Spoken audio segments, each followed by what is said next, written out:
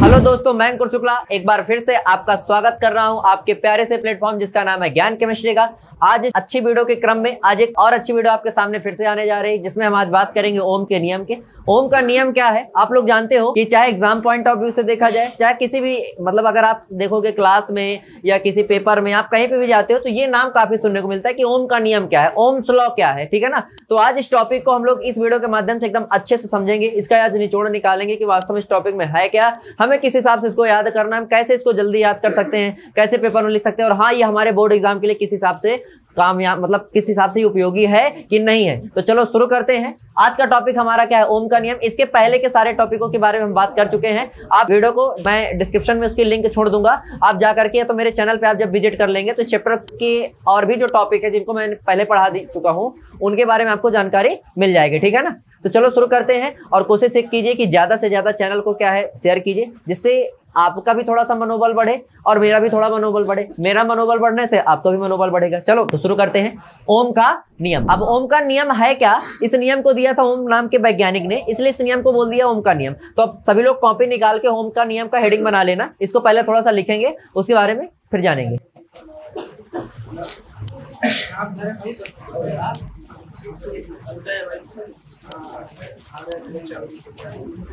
कि कौन कहता है कि आसमान में सुराग हो नहीं सकता, कि कौन कहता है कि आसमान में सुराग हो नहीं सकता, एक पत्थर तो तबीयत से उछालो यारो।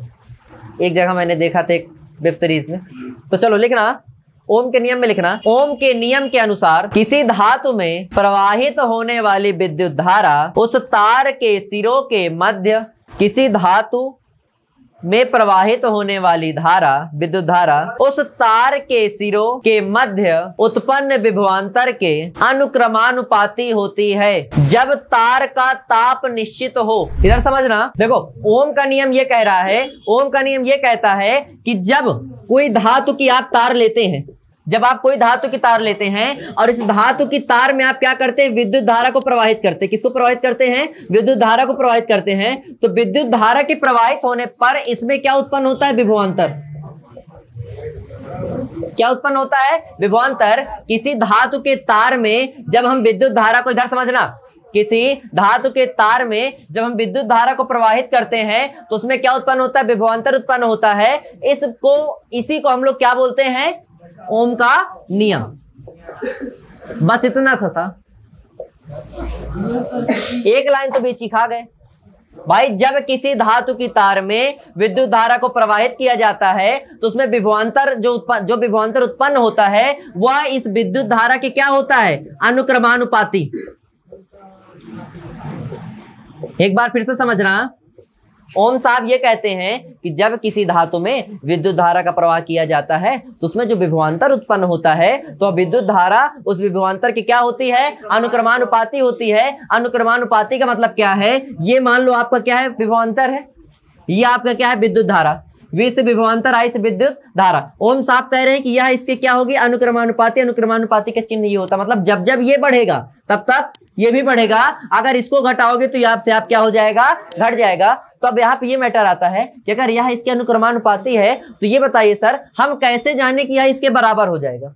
तो जब जब हम ये अनुक्रमानुपाती चिन्ह को हटाते हैं और यहाँ पे एक चिन्ह लाते हैं जिसको हम लोग क्या बोलते हैं, बराबर का। किसका, बराबर का। इसको हटा करके जब जब बराबर का चिन्ह लाया जाता है तब तब तो यहाँ पे क्या रखा जाता है, एक नियतांक रखा जाता है। और जिस नियतांक का यहाँ पे हम प्रयोग करेंगे वह नियतांक कौन सा है, आर। जिस आर को अभी हमने पिछली क्लास से पढ़ा था, क्या बोलते हैं, प्रतिरोध। जो प्रतिरोध क्या करता है, इसी विद्युत धारा का क्या करता है, विरोध करता है। ओम साहब ये कहते हैं। एक चीज और सुन लो, बहुविकल्पी में आपके सामने क्वेश्चन आ सकता है।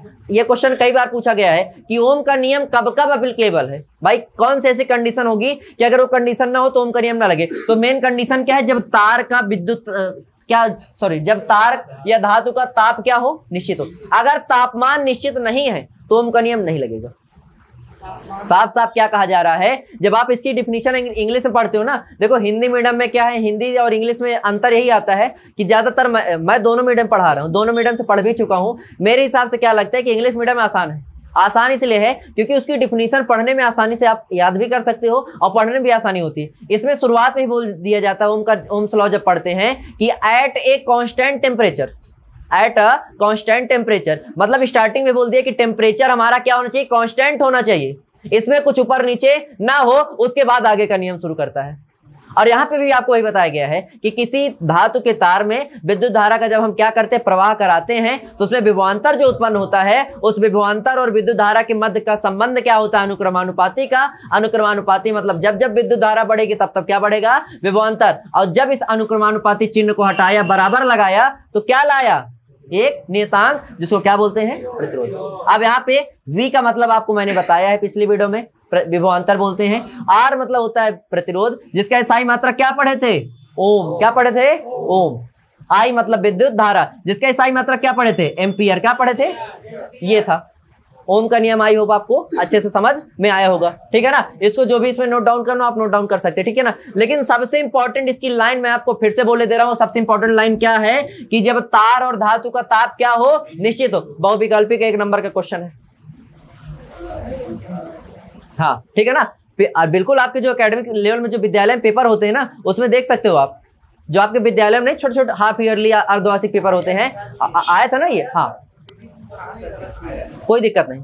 लेकिन आज से क्लियर हुआ कि नहीं कॉन्सेप्ट, कि ओम का नियम कब लगेगा, जब उस धातु या तार का जो ताप हो क्या हो, निश्चित हो, एट ए कांस्टेंट टेम्परेचर, ठीक है ना। एट अ कांस्टेंट टेम्परेचर, जो इंग्लिश मीडियम वाले देख रहे होंगे आप भी सुन लीजिए कि at a constant temperature the electric current flow in a circuit is directly proportional to, किसके, directly proportional to electric potential. जो इलेक्ट्रिक करंट होती है वो डायरेक्टली प्रोपोर्शनल होती है, किसके डायरेक्टली प्रोपोर्शनल होती है, इलेक्ट्रिक पोटेंशियल के। कब, जब हमारा टेम्परेचर क्या हो, एट अ कांस्टेंट टेम्परेचर हो, उसी को हम लोग क्या बोल देते हैं, ओम्स लॉ। आई होप आपका ये टॉपिक अच्छे से क्लियर हो गया, इसको आप नोट कर लीजिए। इसका कोई मात्रक नहीं है ओम। देखो ओम कोई परिभाषा नहीं है कि ओम कोई डेफिनेशन, ओम कोई टॉपिक है। ओम नाम के वैज्ञानिक ने ये बात बताई थी, इसलिए इसको बोल दिया जाता है ओम का नियम। ओम साहब ने ये संबंध है बताया, क्या संबंध बताया, किसके किसके बीच में, V और I के बीच में, कि भाई I और B के बीच में ये संबंध है। और बाकी V का मात्रक तुम्हें पता है, वोल्ट होता है विभवांतर का, R का पता ही है, I का भी पता है, ठीक है। तो चलिए ठीक है, ये टॉपिक आपको अच्छे समझ में आया होगा। आज की वीडियो में बस इतना ही, अब पढ़ेंगे नेक्स्ट वीडियो में। तब तक के लिए जय हिंद, जय Bharat, thank you, have a nice day.